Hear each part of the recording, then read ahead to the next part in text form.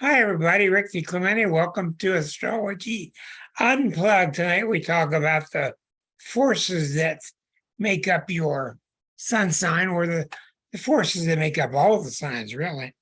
I got to thinking about this last week, and I thought it would be good because I've been giving a lot of thought lately to Virgo people. And when you get down to Virgo, the impulses to drive this sign are just so strong. And I start thinking about all the signs.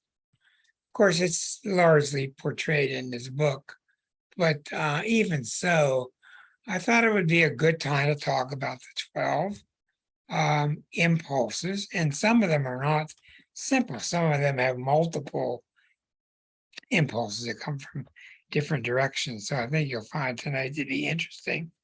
And if you are new to astrology, this kind of discussion will help you get your basis of your signs under you for the possibility of interpretation.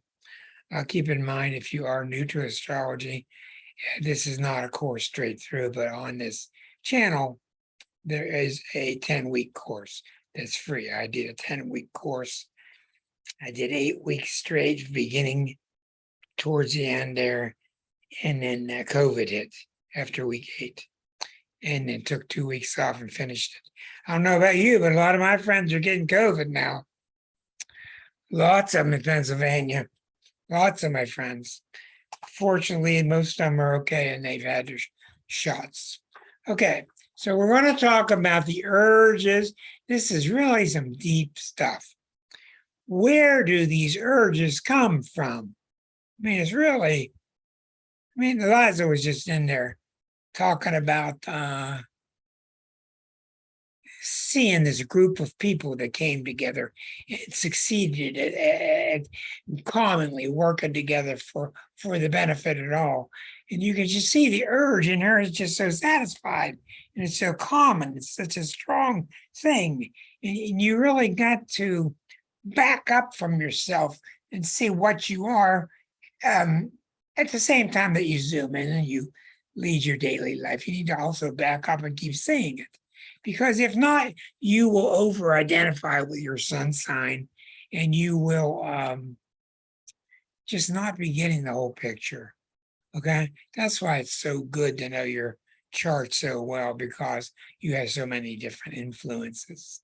So tonight I'm going to start with Aries, and I'm going to go through the zodiac. The first couple are kind of hard because they're so basic, and when they're basic, they're hard to talk about. But the impulses we're talking about come from God. They come from the archetypal layers. As Ram Dass put it, astrology is a planetary reality. So I don't know how much we could talk about these forces if you get beyond the solar system. I just don't know. But I would think that the same principles apply. So it'd be very intriguing, in other words, to be born on a space shuttle and look at that person's chart with an accurate birth time. You know, what would the Earth represent? Or to be born on Mars. The chart would look similar, actually. Okay, so if you're born in Aries, one of the things about Aries is you have to remember, you have to get a little esoteric now. In the beginning, this is my interpretation after many years, okay? In the beginning, God was, and he talks about it in Genesis. He was, he is, I am, the amness. You can't even express it because it's such a state of impossible understanding. But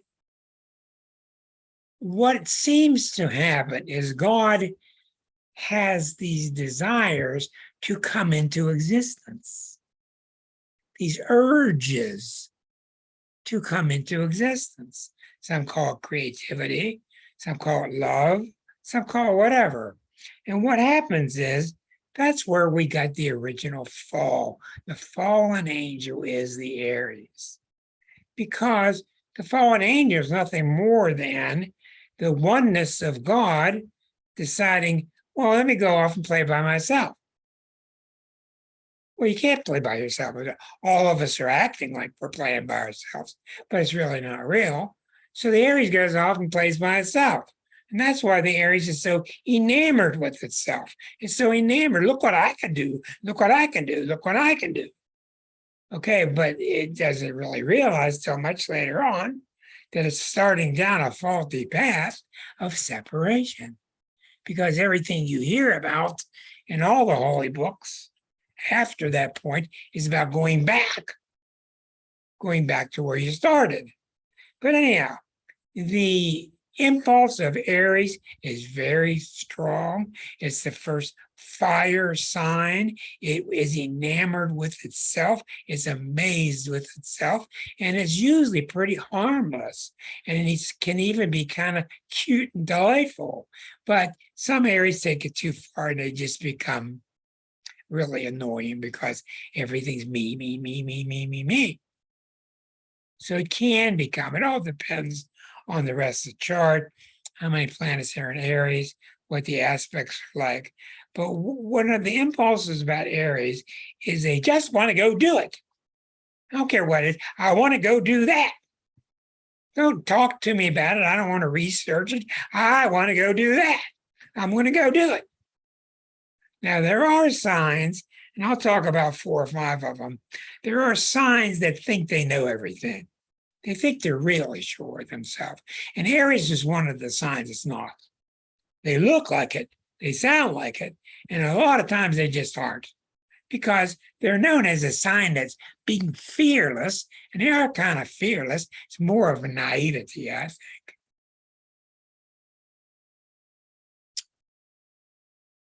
And they don't want to think about what could be wrong, what could go wrong. They're busy going to go do what they're doing. They can't stand people getting in the way. They can't stand people trying to discourage them. I'm going to go do it, and I go do it. Okay. That's why they want everything right now. That's why they're very impatient.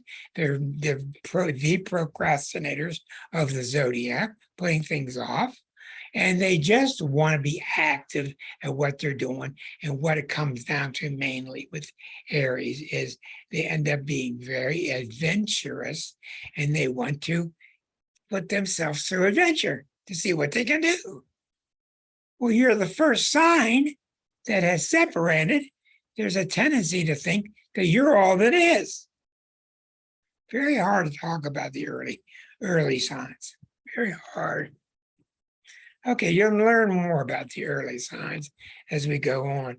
And as I said earlier, the next sign is the one I feel the least confident about. I don't understand it as well as the other 11 signs. And that's the second sign of Taurus. And the impulses with Taurus are to be very earthbound. They love their gardens. They love not moving, staying in the same job, staying in the same house, staying with the same pair of shoes, staying in the same bedroom set for years and years and years, have the same old dog, have the same old, is very comfortable to them. It's just comfortable. And if there's any sign that loves comfort, is Taurus. They love comfort, good food, nice music, nice pillows. A Taurus is a hobbit. That's exactly right, Susan. That's a hobbit is a Taurus. The furry feet, the fireplace, the bowl of tobacco, the cup of tea, the windows open. There's another care in the world. They get their needs met. Get my cookies around where on my cookie tray, get my drink where my drink's supposed to be on the drink tray, and everything's fine. And if I've noticed it, you should notice too. It's very important as you're learning astrology. Get to know everybody's sign. It really is.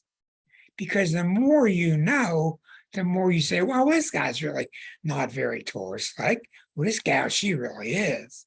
That's how you can refine, and you can define your your focus on the archetype itself. You can take a Taurus and say, boy, this guy's real Taurus-like. This person isn't. Again, it's very important that you know at least 10, 20 of each sign, and then you can tell the differences right away. I was watching a movie last night, and I said, that woman's an Aries with a bunch of Pisces in her. We looked it up, found the actress. She was an Aries with a bunch of Pisces in her. So you get better and better at it when you do it for a long time. Taurus is a comfortable sign. They want to be grounded. They love working in their garden. They love getting their hands dirty. They love comfort. They love nice food, nice sounds, nice music. They really know how to enjoy themselves. And because of that, a lot of people really enjoy being around Aries and Taurus. They love that youthful sense that they give off. I mean, I don't care what kind of complexity Erica has. Erica still gives off a very pleasant Taurus simplicity. And plus, she's also got the Aries in her too. And that's one reason that people like being with Aries and Taurus, because they're early parts of the zodiac. They're very young, and young people are unencumbered. Not a lot of things bothering them. Okay. As you go through the zodiac, it gets a whole lot more complex. Now you get to the sign of Gemini. Gemini's sign has a really strong impulse to jump over the fence. It's going to be better over the fence, better over the fence, better over the fence, better over that fence. But what's over that fence? What's over that fence? It's just maddening. But they have this tremendous urge to keep exploring. Look what I found. Jump the fence. Look what I found. Jump the fence. Look what I found. Better call these 3 people. They might need to know about this. Jump the fence. They keep going more and more information. Exactly right, Erica. Well, because they're so interested in information, one of the main things that Gemini is interested in is epistemology. They're obsessed. Everyone you meet is obsessed with how does the brain work? How does the mind work? And when they get a bit of information, they're going to share it with everybody because they're enamored with their ability to communicate. They want to communicate and find out this, find out that. They're a very slippery sign. They really don't like being nailed down. They really want to hide. They don't want anybody to know about their lack of depth. They don't all have it, but most of them do. They have a real severe lack of depth. And that's because they're not made for it. Now, some of them with Moon in Scorpio, Moon in Capricorn, they can have plenty of depth. Wonderful. But this main sign is very butterfly-like, just flitting around. Check this out, check this out, check this out. So when you're with a Gemini, they just have this urge to get up and move. My mother was always changing, Gemini mother, she was always changing the furniture. And my dad, the Capricorn, bitch and complain about it. I'd walk in at night, I didn't know where the couch would be in to put the light on before I break my neck. She was just always changing stuff. They're obsessed with changing, getting things changing. They're very explorative, and what gets them in a lot of trouble is why not? This is why they're without a doubt #1 on that serial killer list. Is the Geminis, followed by the Sagittarius, and I know what I'm speaking about. Doesn't mean all the Geminis but it's a very Gemini thing to get themselves in a lot of trouble because they want to try this. Why not? Let's try this. Why not? Oh, if I hit her in the head with a hammer, it might look kind of neat. What was that like? What would that be like? So they get off on this wandering, and they lose touch with the human implications. A lot of kids who hurt animals when they're little are Gemini children. It's not because they're mean. They're exploring what they can do. And then the other ones with Moon in Cancer, Moon in Pisces that are more sensitive, they're going to be geared towards not doing it. But the Geminis, you'd be unbelievable the number of serial killers that were Geminis. And it's not because Gemini is meant to do it. I don't have time to read these things that you keep typing. I'm sorry. It's distracting for me.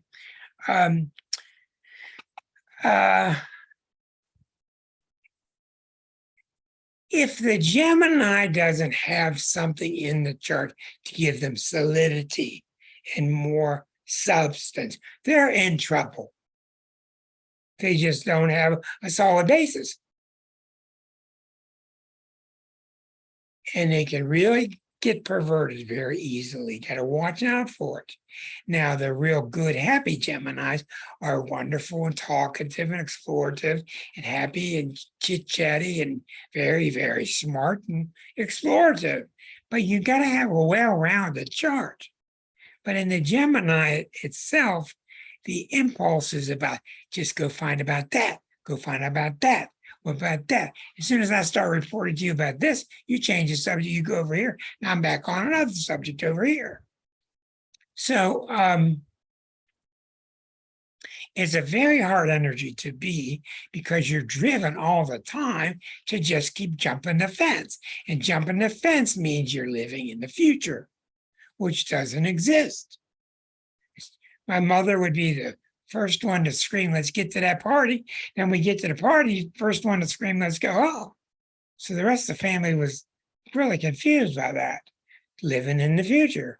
I told you in the Rome airport, coming back from Italy, coming back from Italy in the Leonardo da Vinci airport, she had her keys in her hand.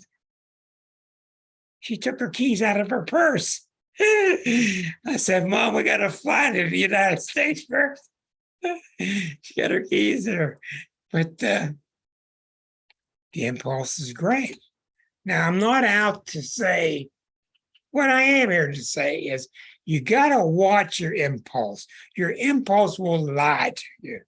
All 12 of them will lie to you. They all say, I got the answer. Listen to me, I'm the right one. And they're all wrong by themselves. They all need blended with the others. If you get a nice blending, it can be beautiful. If you don't, that's where you get your really strange people that you just can't believe why they keep doing that. Okay, so it's a tough sign. Gentle sign, usually childlike, youthful, very young looking. And there's no signs as young looking as through the years as Gemini and Aries. Gemini and Aries, they just stay thin usually, and they look very youthful, childlike. It gets much more complex as you get to the next cardinal sign. Each cardinal sign is a huge change, and you jump into, as I've shown you before,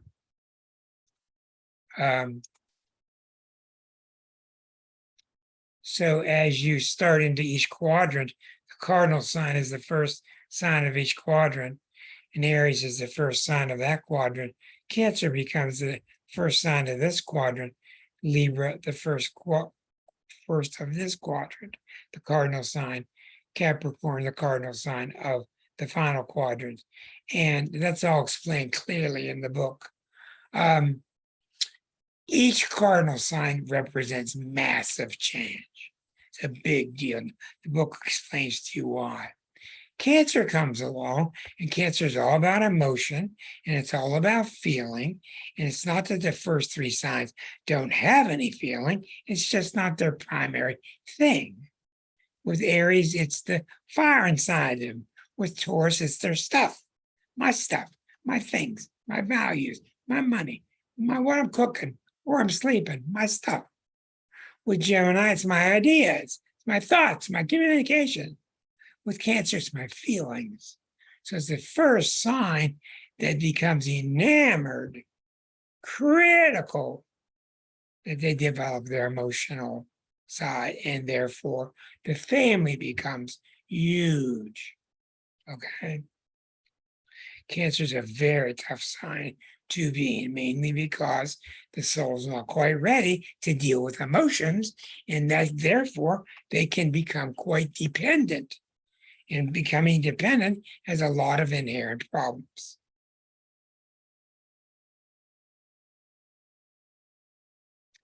Think of the cancers that you know. Their impulse is to stay safe, to be protected, to be at home, to be all right. Am I okay? Are you okay? Am I okay? Is Dad okay? Mom okay? Am I okay? I was in a family's house recently.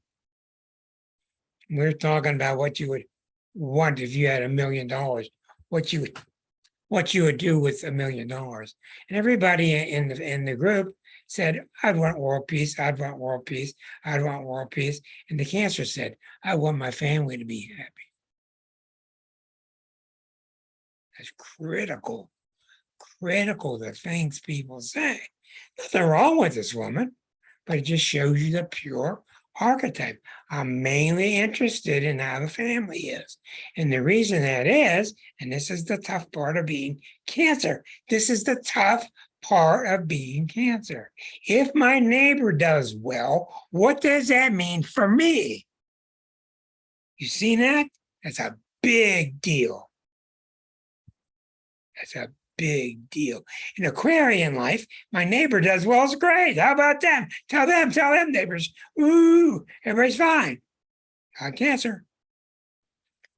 This kid next door might grow up to be a problem for me and my family. Everything is seen through what could possibly happen to my family. This is the main problem with the United States, being a Cancer country. We think we're all sending money all over the place and sending wheat and sending weapons all over. But when you think about it, we're a very self-oriented country. It's because we have a lot of Gemini, we have a lot of Cancer. Anyhow, it's a wonderful sign. Because of this sign, we get emotions. We get to feel good about ourselves. We get a home and a family. So it's a critical sign. It's just not made to do otherwise. That's why in a Cancer's chart, the moon placement is so critical. A Cancer with a moon in Aquarius is incredibly different than a Cancer with a moon in Taurus or a Cancer with a moon in Cancer. That's why they always end up marrying Tauruses. Cancers always end up married to Tauruses. All the time end up marrying Tauruses because they both want love and security and not much change, so nothing bad can happen. Another thing that's really unbelievable that I've seen through my life is how many Cancer are married to, how many Tauruses are married to Geminis. You would just not think so, but that's very common, but it's not because of compatibility. It's because of being complementary. So the Gemini comes home and she's bitching about how things are the same all the time. She wants some change. And Taurus is bitching because the Gemini's always changing everything. So they complement each other. One makes sure the other one gets out of the house. The other one makes sure the other one comes home. So I've seen a lot of Gemini Taurus. I've seen a whole lot more Cancer Taurus. Okay, so Cancer is the reason it's problematic is it's not universal enough. It's only a fourth sign. It doesn't even know what universal means. At the essence of the sign, at the essence, it knows about me and what about me. And that's a really powerful need a person has, but it only goes so far. If you got 10 loaves of bread and you keep all 10, and your neighbors find out and they got 10 loaves of bread, guess who they're not going to share with? That's the problem with being a Cancer. That's the problem. Every sign is just as good as another one. It's just your major needs can warp you. They can really bend you out of shape. Now, the main thing with a Cancer is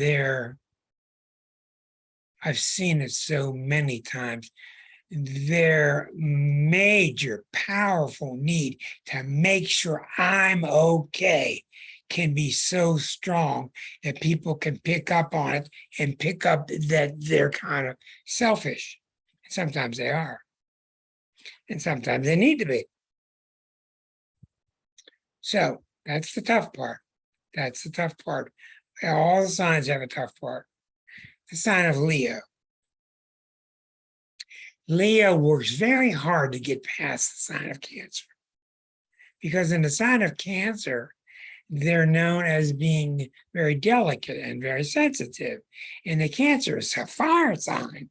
Leo is a fixed fire sign. It doesn't want to be known as sensitive. It's the lion in the jungle roaring. And so it's all about getting away from the sign before it, as all the signs are. They all want to get out of the sign before it. That's the major revelation in this book. And in Leo, it wants to show how independent it is. This is why Leo is the sign of the teenager. Give me the keys, Dad. I can drive the car. Sure. First time I drove a car, I went to a neighbor's fence. Sure, I went and said, hey, Dad, guess what? Oh, yeah, my brother took me out on solid ice. That was smart. But the Cancer is like the teenager, wants to show it can do it, has to prove itself. Okay? It's not as sure as it wants you to think. It's not nearly as sure as it wants you to think. And that's why Leo is obsessed with proving itself, showing itself to be capable, obsessed with getting feedback. The feedback is all important to Leo. That's why they want the limelight. But it's really to get the validation, because they're not sure. They're really a Cancer inside, but they don't want anybody to see it. They're a Cancer inside, and they try this and try this, and they try to act cocky, and try to act cocksure, and then they get all these good strokes, and they gain from all those strokes, and they become more confident. So the problem with Leo is simple. Very simple. Is there ever enough strokes? Are there ever enough strokes? Is it a bottomless pit? Do you have to have all the strokes? As I came up with in this book, Leos believe the world is finite, and they really do. There's only 159 claps out there, not 160. So if 150 are clapping for you, that leaves 9 for me. They live in a finite world. It's really, really, really true. Unless you have something else in the chart. And you walk in a room and you watch Leos function, and Leos have an air about them of not giving a crap what's going on. I'm not being cold. Just they're not worried about what's going on. Okay. But oh yeah, they are. Yeah, they are. They find out who just got the raise, who just got to go to lunch with the boss. This is the sign of jealousy. The sign of jealousy. I have so many Leos come to me and talk to me about everybody's jealous in their office. And I just tell them, I don't want to hear this story. Let's go on to something else. I'm not going to listen to this story. Because as the Leo's getting strokes, it should be getting bigger and more confident and shining its light, ruled by the sun. And if it's not, then it's endless. It wants them all. Can't let you have any. It wants them all. Give me all the strokes, all the strokes, all the strokes. You can see it with a lot of different celebrities. Kenny Rogers, you can see with Madonna, a lot of different celebrities where there's just never enough. They want it all. And it's sad because it's not really as it's meant to be. As it's meant to be, Leos are filled with this sense. Leo has this wonderful sense that's so different than anybody else. This sense of, I'm not wrong, it's you. That's a big deal. Pisces don't have that. Cancers don't have that. Leo's got it. Hey, it ain't me, it's you, buddy.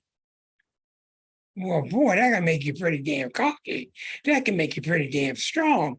And it can make you really arrogant if you're not careful. That's the story. That's their gift. But like all gifts, all the gifts can be abused. You know? Like with Trump. Trump's a Gemini, but he's got the Leo rising and the Mars in Leo on the ascendant. And he's just never wrong. Ever. You see it out throughout history with the Leos. It operates much heavier on the males than it does the females. I also was reminded the other day from a visitor I had, don't ever piss off a Leo woman. Don't ever piss off a Leo woman. I ain't gonna tell you anymore. You'll find out why, when, and if you do. Because they're double fire, and you're gonna get burnt.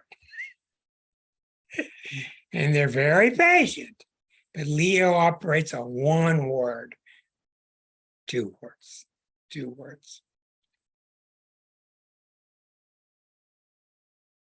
Respect and dignity. When you watched Obama walk around with his head held high, representing the Black race, there was a real easy way to think that that was arrogance. But a lot of time, most of the time, it was not arrogance. He was trying to keep focused on his dignity. He was keeping focused on his dignity. And yeah, there's a fine line. There are probably times when he was arrogant that people didn't like, but I think a lot of people got the two confused. But if you want to get in trouble with a Leo, then just stop giving them respect. Stop giving them respect, and you're in a bunch of trouble. Okay? Because they believe they have a built-in right to get all the respect that you have. They don't believe that they need to give you any. I don't have to give you any, but you need to give me all yours. That's a Leo quality. Now remember, all these things need to be shaved and shaped. But these are the basic frameworks of the zodiac, or the basic strengths of it. And these energies, these impulses are what you use when you're trying to translate Mars in Leo, Saturn in Leo, Uranus in Gemini. It's how you translate these, because they're based in these same fields. Does that make sense? Okay. So Leo really tries hard to get past its reputation for being too sensitive, wants to be respected like any teenager does, and it grows up, hopefully, and it goes into Virgo. This is the one I could talk about for 2 hours. This is the one I'm really, really tired of talking about, because I talk about it so much during the week, because I have so many clients come to see me with Virgo illnesses, okay, which is self-criticism. Virgo is a very powerful sign, and as we wrote in the book, we removed a lot of the talk in the book about Virgo being perfectionistic, and we replaced it with 2 other words, which are the words purity and caring. And that's really what makes up a Virgo. They're really pure people, and they really care. Now, you'll find a bum now and then. Here's what makes a Virgo tick. If they think that they're messing around and blowing their life, they'd really get self-critical. If they think you're messing around and not holding up your end of the bargain and not doing your job, they're going to really get critical of you. Virgos are very, very critical, and most of them don't want you to see it. Period. They're very critical. Some of them don't care, and they don't want you to see it. They don't have any time for people that are lazy. They see a guy laying on the lounge chair on the beach, and they want to slap him. What are you doing? Just wasting away here. Just being a goof. They don't know the guy's sitting there working on his latest problems in physics for college. Or they may see a bum who is a bum on the beach, and they really, really they abhor it, because Virgos love the virgin. They love the goddess energy. They love the energy of, we've given you a beautiful gift, use it to your best. That's why most of them end up in medicine, nurses, and in carpentry, because they're just so damn good at it. All of it, whatever it is. Now, here's another sign that thinks they're right, and they usually are. Matter of fact, they might not even tell you, but they're usually always right. Okay, I told you Aries thinks they're right, oftentimes they're not. Leo oftentimes thinks they're right, and a whole lot of the time they're just wrong. But they're not going to admit it. So you may as well admit it, because they're not going to admit it. Sorry, Claudia. But anyhow, the Virgos, they've got this tremendous impulse inside to be productive, I've talked to so many, even in the past couple of weeks, that have this sense of, I'm the one that has to give them permission to go on vacation. They can't give themselves permission to go do something. Or if they can, it's really difficult. It's not their nature. This is the sign that works past retirement age. This is the sign that's in retirement. The guy puts together a wooden workshop. He's building toys for all the kids till he's 95. They're workaholics. They want their work to speak for themselves. They're very proud of themselves. They're self-made people. And they have a very strong sense. And here's what that sense is.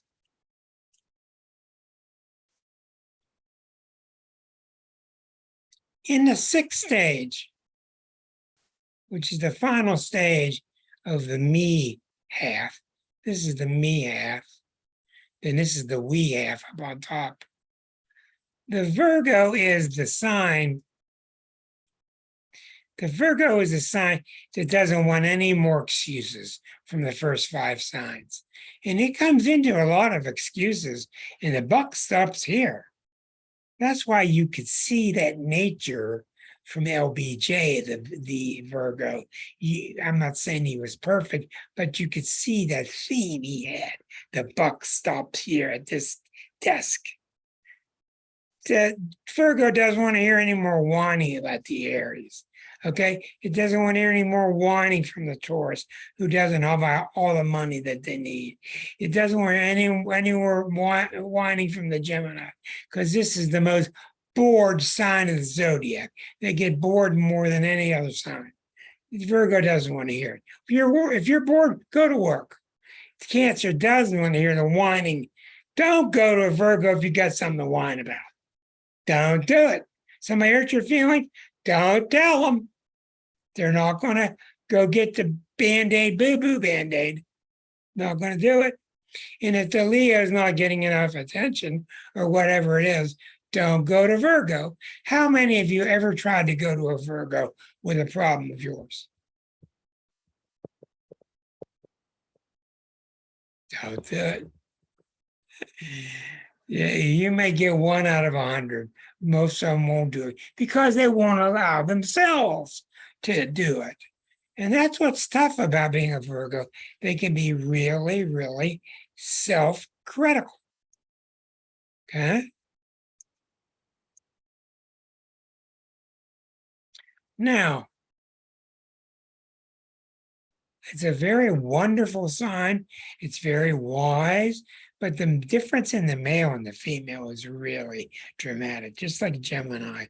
The Gemini man and woman are really, really different. Even the Leos are a little bit different, but the Gemini women are much more critical than the Gemini men. The Virgo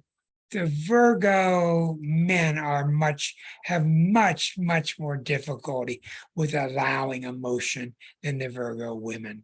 A lot of Virgo women can be just wonderful kind of earth mamas, but the Virgo men just don't have time for emotion. They're sloppy things. They're embarrassed by them. And a lot of Virgos I know are wonderful family providers. They're beautiful, never lie to you, but they're just not good at being warm and fuzzy with the teenagers' feelings. Because their feeling is, quit whining about it, get your ass up and go to work. That's the way it is.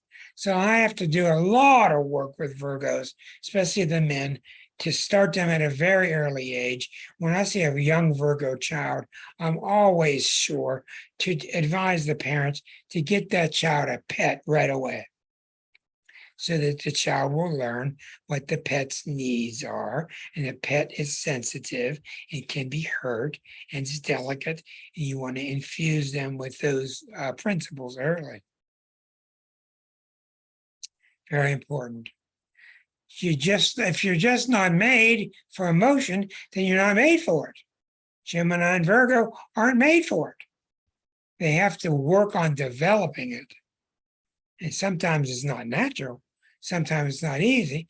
And these are the people that you see and you just wonder about. You say to yourself, well, don't they have any of this or this quality?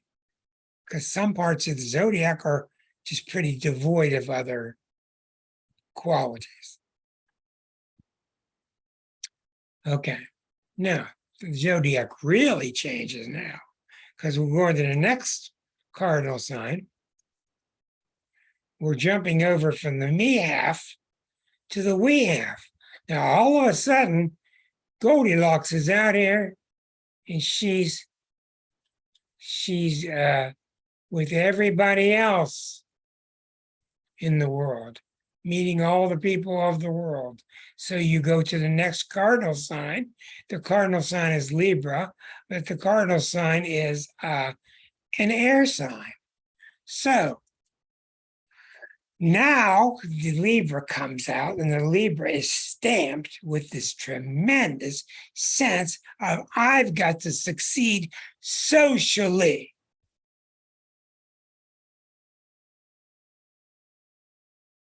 Virgo doesn't know what socially means. Virgo's back in the workshop. Did I sand that thing enough? Did I use enough polyurethane?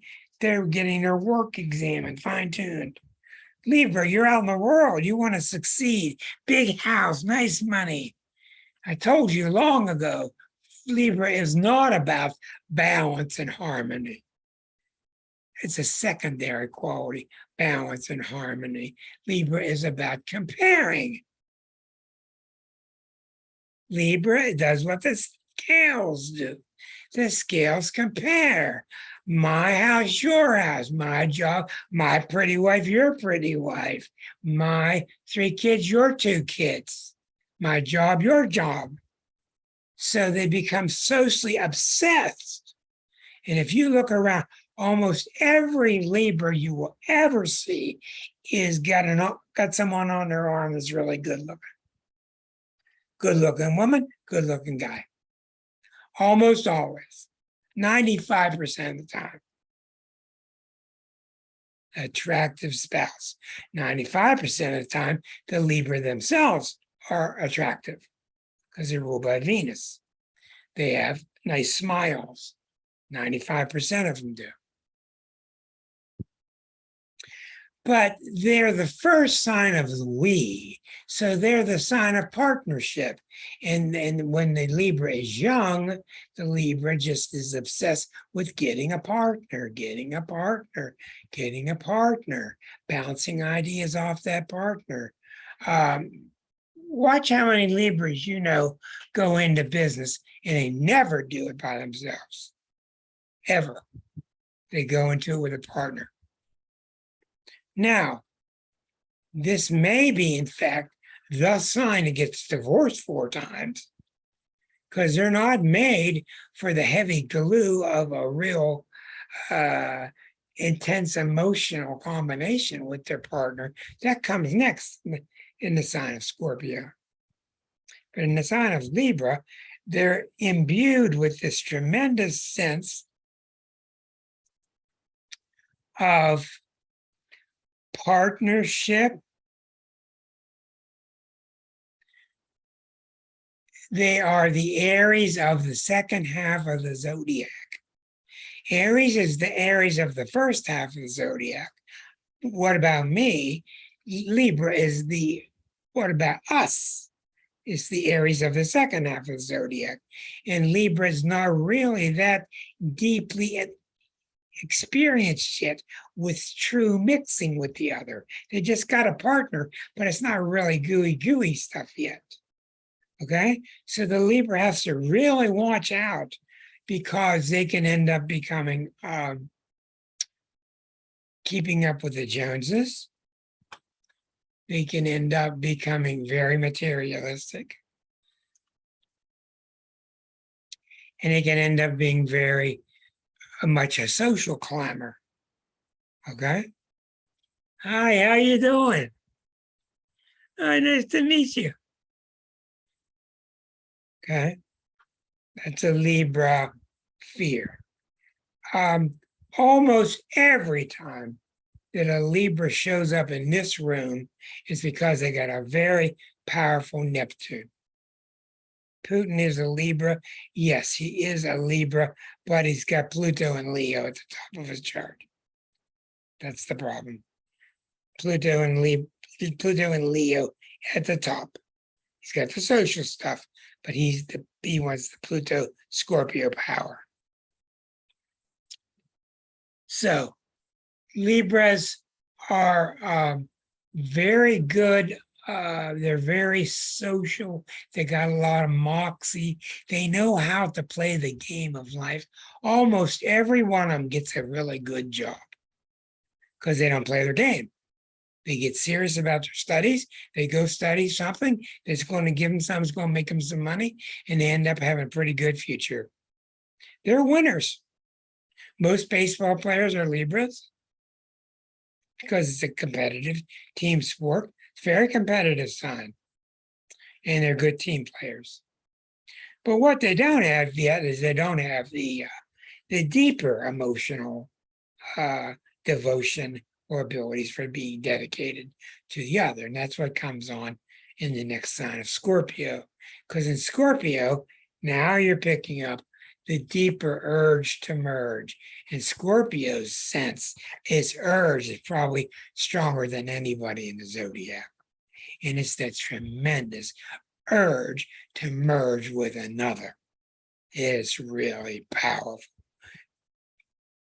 What has Joni Mitchell said?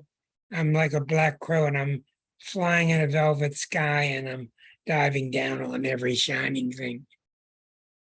The Scorpio lyrics. They're attracted to beauty. They're really attracted to becoming one with it, which means 1 + 1 = 2, but they got to watch out for it because if they're not pure about it, they'll usurp the other and become vampiristic and suck from the other. That's the trouble with Scorpio. When you see people, when they say, what sign are you? And they go, Scorpio. You say, what sign are you? And they go, Scorpio. That's the reason that Scorpios are embarrassed about telling you. It's the sign that's more embarrassed about telling you what they are than any other sign. It's because they get a bad rap. A lot of Scorpios are just tremendously, wonderfully powerful, but the ones that are bad the ones that are sucking from you, sucking your energy, sucking your beauty from you. You can feel it. You can't get away from them. It's a really dangerous sign. But the ones who are wonderful, and it all comes down to one thing: have they learned to love themselves? The secret to a Scorpio is they're obsessed with non-betrayal. They're obsessed. You will not betray me. I will never betray you.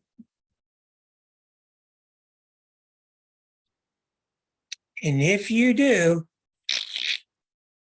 and if I do, it's just how they see things. They see you as not deserving to live if you betrayed them. It's that intense. It is. Now, the ones who've gotten past that self-hatred, because if you can't get past the self-hatred that comes from the betrayal issue, if you can't get past it, then you just got to get away from them. You're not going to change them. They're going to hate everybody. Get away. Just get away. It's got nothing to do with you. It's how they are. You probably know a good many Scorpios that are like this. They're really scary, dark, and they're looking for your weak spot. And they want to find it, and they will find it. And they will pour salt in it. They will stick their finger in your wound, and they'll pour salt in it because they can be malicious. Malicious. Now, if they're not, and they've gotten past the self-hatred, and they get into self-love, these people can be the most loving and devoted and pure, wonderful people you know. But it's really easy to tell right away. Do they hate themselves? Not. One or the other. Black or white. Who knows Scorpios? Do you have a sense that they hate themselves or not? They don't hate themselves. Good. Now, those people that don't hate themselves have a very, very good chance of having a good, rich, wonderful life. And they're ballsy and they're courageous. And man, they can really become heroic. That's where Gandhi got all his beauty from. I mean, he was a Libra, but Gandhi had phenomenal amounts of Scorpio in his chart. That's where he was able to whip the British Empire by himself, pretty much. Okay, so now we're moving along. So it all comes down to that. If they think they've betrayed, then they feel they don't deserve anything. If they feel they have been betrayed, they feel you don't deserve anything. And if you get yes on the betrayal thermometer, then there's just no way to deal with them. None. I've had parents bring Scorpios into my office, and I tell them there's nothing I can do. Until you get this child a sense of not hating himself, there's nothing you can do. I don't care how old you are. There's nothing you do. Okay, so moving on in the zodiac, it's interesting in Sagittarius because in this quadrant of relationships, we've now looked at the relationship itself and now getting married in Scorpio and becoming one. Beautiful. Higher dimension of Scorpio. Now, Sag is about relationship beyond the personal. It's getting near Capricorn now, the final quadrant. And in Sag, it's all about large-scale relationships, country to country, the UN, universities, exchange students. What is your theory? It's all about breeding and growing and getting bigger. What's Susan doing? She's not in a Winnebago, but it's similar.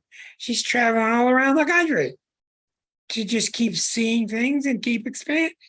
That's what Sagittarius do. They want to just keep growing. It's not a one-to-one emotional thing.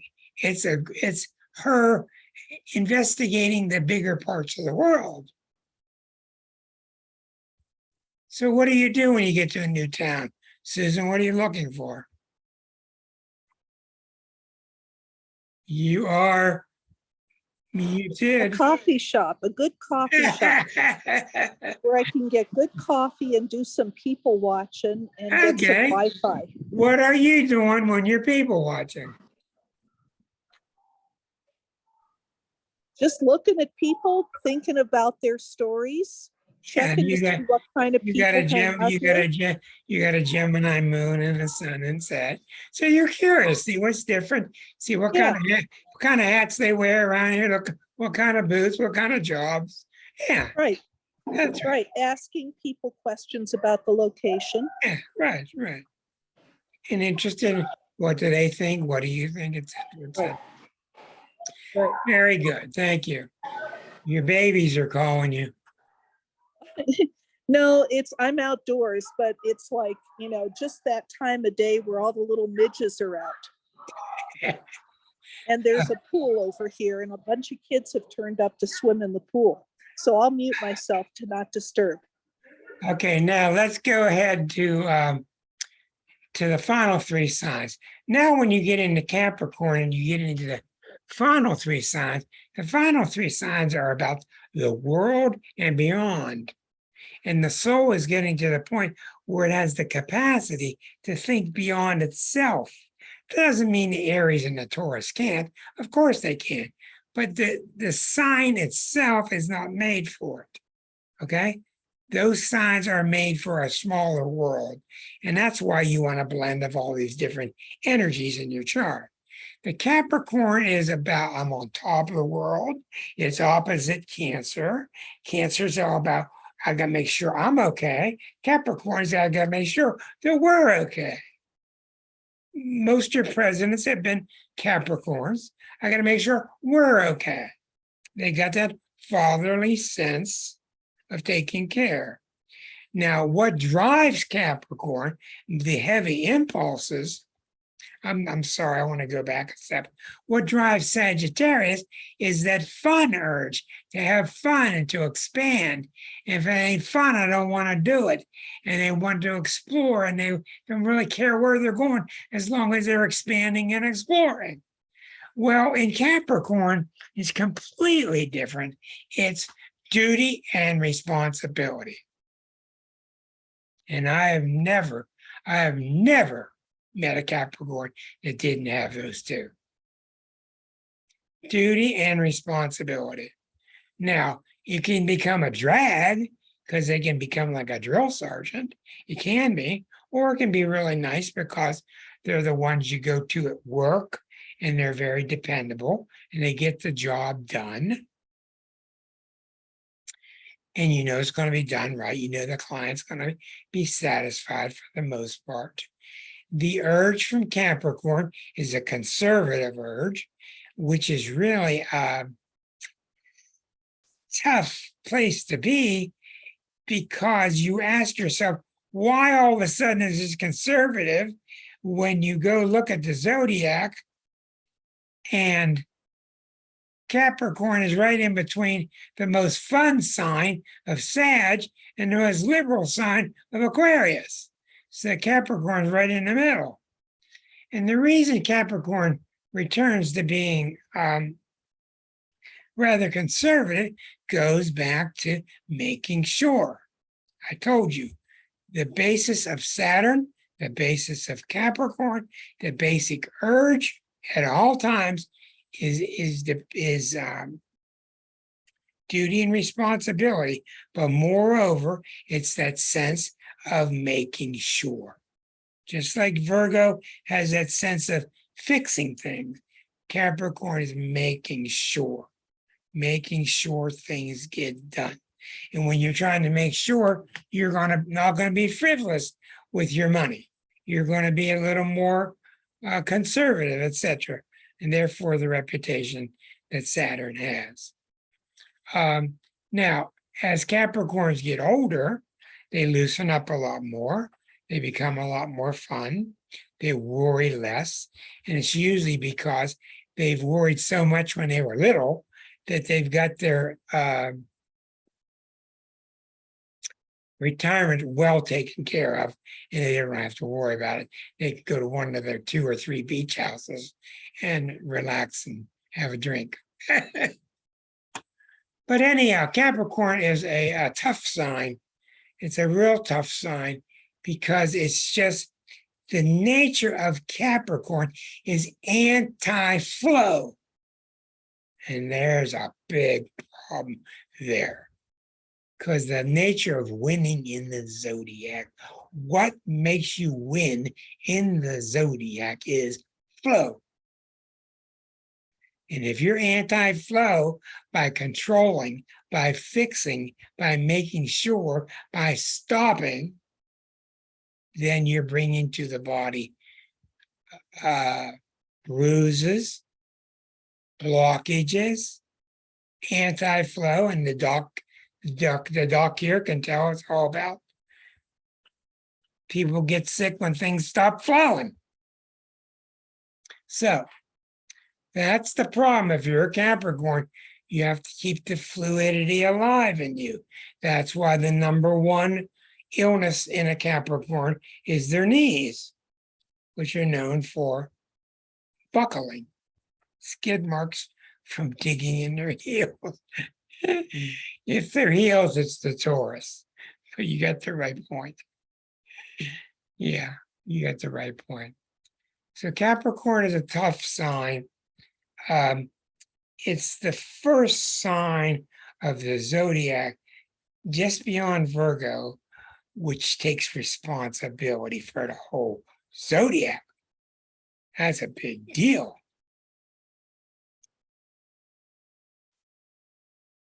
So Capricorns will fool you. Sometimes they're real jokesters. Sometimes they're real funny men. And a lot of times they have planets in Sag or planets in Aquarius. You have to look and see. But for the most part, Capricorns have to work with themselves to not be so serious and to be more trusting. It's the worst sign of the zodiac that there is when it comes to trusting you or trusting God, because they don't want to give up control. It's the sign of control. And there's a lot of things that Capricorn needs to develop before those final 2 signs. So now we jump into the 11th sign, into Aquarius. And Aquarius is so different. And I've raised my hand, my next lifetime. That's what I want to be. I want to be an Aquarian. Everybody I know, they all want to be Sagittarius, but I want to be an Aquarian. Okay. Aquarius is not an easy sign, but it's a really good sign. It has a lot of the check marks that it has in the plus categories outnumber the other signs. There's just no doubt. They're not dependent on anybody. They're very smart. They're hardworking. They're very confident. They think for themselves. They're very strong mentally. They spend their life putting the big mental picture together. If you meet an Aquarius, they're putting the big mental picture together. I don't care what it looks like. They may be talking about the dog races. They may be talking about car races. But if you back up and look at them, that's what they're doing. They're putting the big mental picture of all of life together. The next sign, Pisces, is putting the big picture emotionally. Emotional puzzle. Intellectual puzzle, Aquarius. Aquarius is eaten up with this tremendous sense of idealism. They're very, very friendly, and I mean the real thing. They're very tolerant of other people, letting people be who they are. Almost all Aquarians with their kids, they're friends. They're not like parents. They're like the kid's friend. That's just how they operate. Now, the downside is they can be kind of aloof and kind of cool and not the warmest. And that's because they're not real emotional, because they don't need a lot of emotions because they're already friends with everybody. See? So it's a very intriguing sign. It's a very underrated, without a doubt, the most underrated sign there is are Aquarians. Without a doubt, the most stubborn, even more stubborn than Taurus. Nobody's as stubborn as an Aquarian. Try to argue with them about anything. Good luck. Good luck. They're nice about it, but you're not going to get anywhere. They're very smart. They're very good at researching. And they're driven towards working together. Us, let's work together. That's their drive. Let's do it together.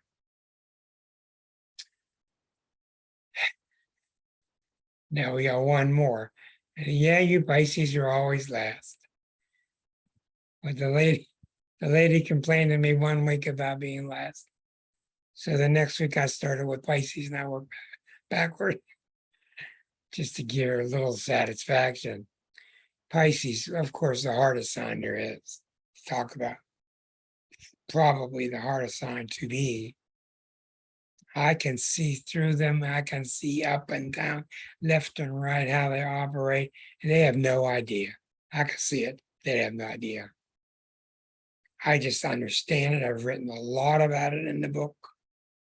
I've written a lot about the book, how they're a sign based on non-ego. What do they need? They need more ego. They're a sign of no ambition. They're a sign of no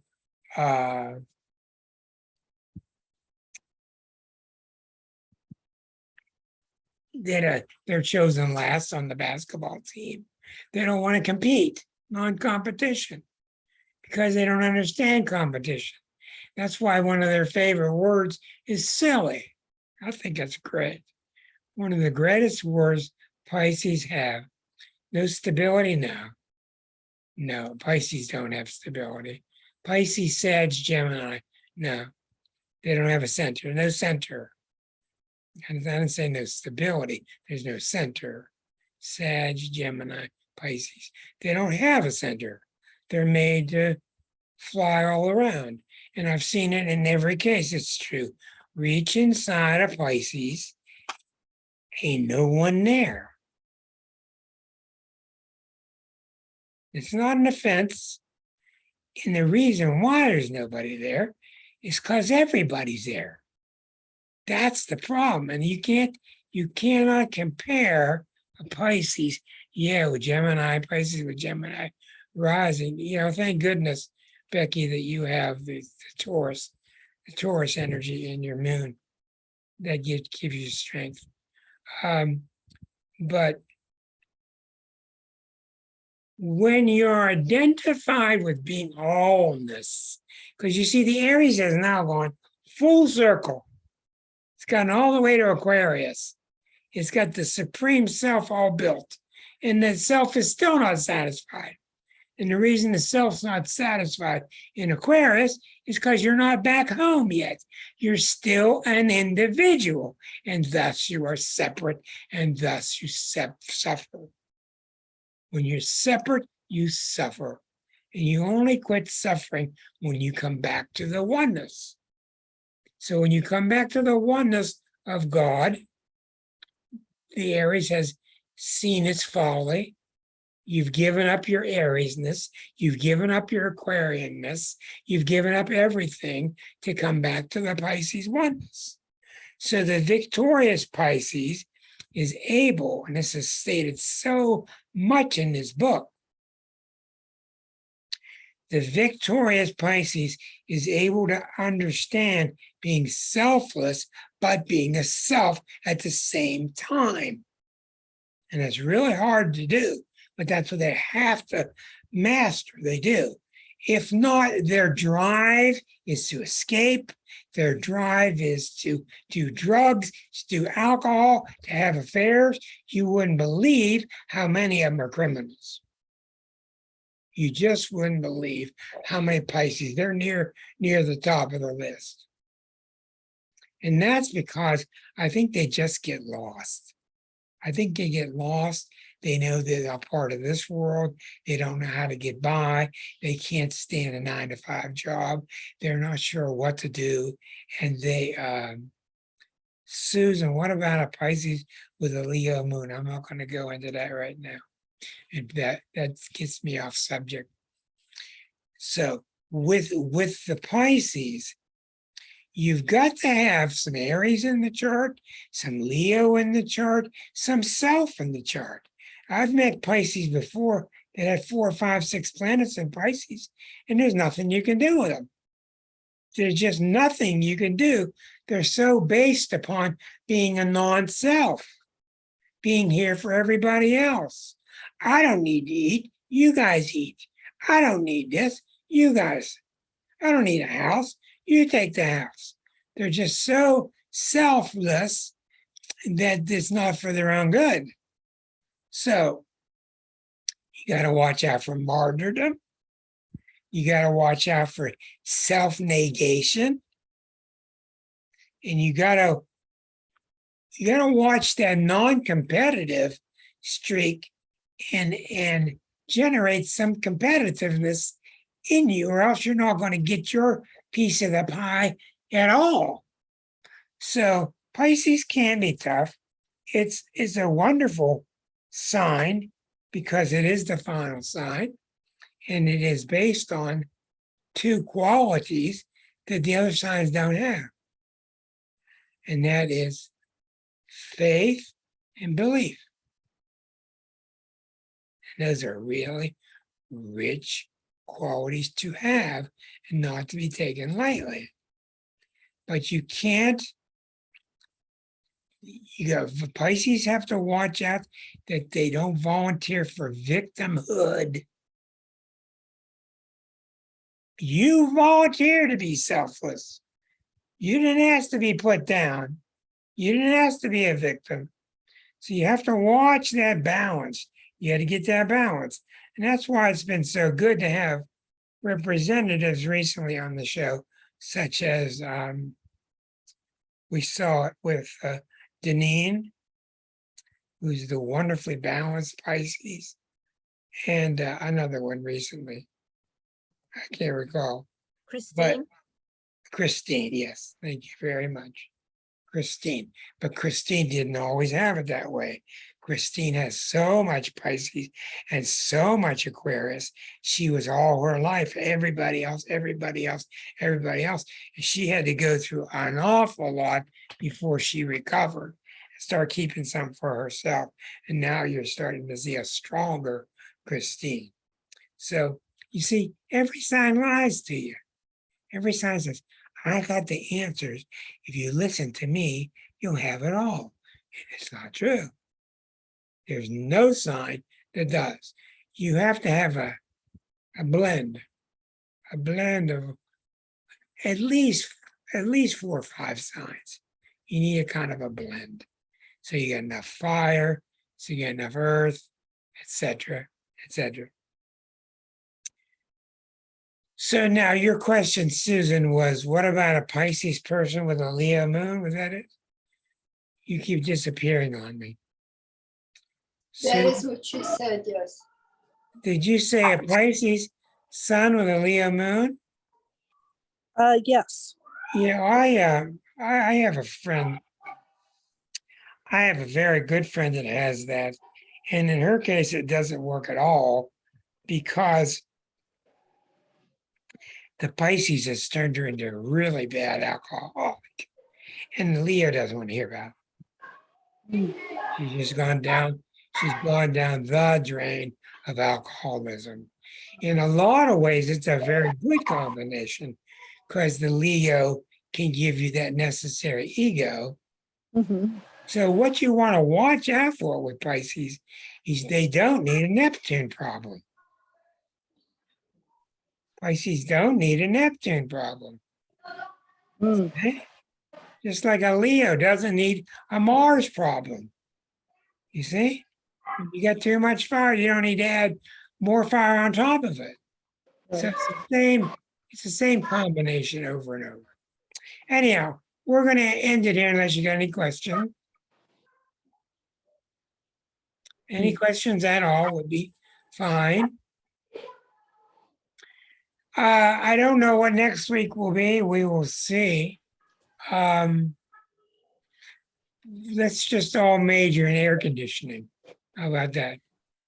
Let's all major in air conditioning for next week.